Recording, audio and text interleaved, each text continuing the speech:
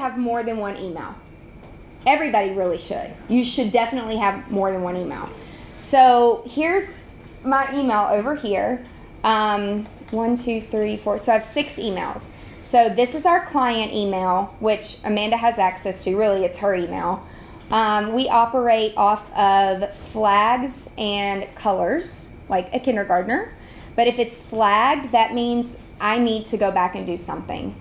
If it has an arrow, that means that she's responded to it or I've responded to it. And the arrows and the flags and the colors is how we communicate.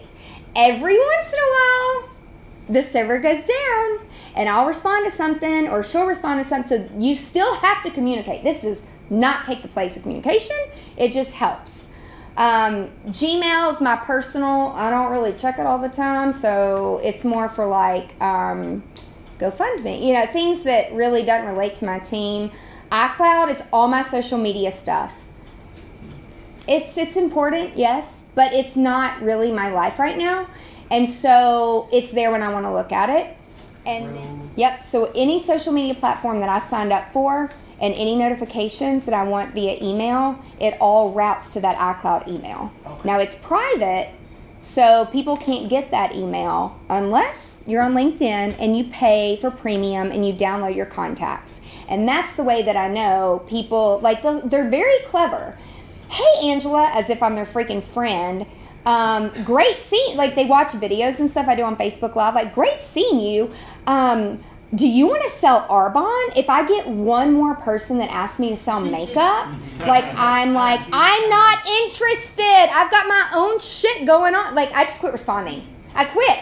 And it's like, you can block that. But like, actually some business ventures have come through recently, which are totally legit, and they hire me for consulting. So you kind of have to pre-qualify and weed people out. I'm like, hey, Amanda, call this dude. Like, it doesn't really look legit. It doesn't really sound legit. The project sounds super cool, but I don't get excited until a contract's signed and I'm paid and it's done. And I think it's going to be super cool. But, yeah, so you kind of have to pre-qualify. And, like, how do you know if it's a real client if they're coming through your one email, right? So I kind of, like, do this offline, and I teach it. You have a strategy. So like when I'm traveling, going to trade shows and conferences and you're signing up for all these coupon things, it's like I do want that stuff for my clients, but I don't want to look at it every day. It's not important. Maybe on Sundays. So I have another email for that. And then I have another email for networking and entrepreneur stuff for EO. But you want to have a strategy.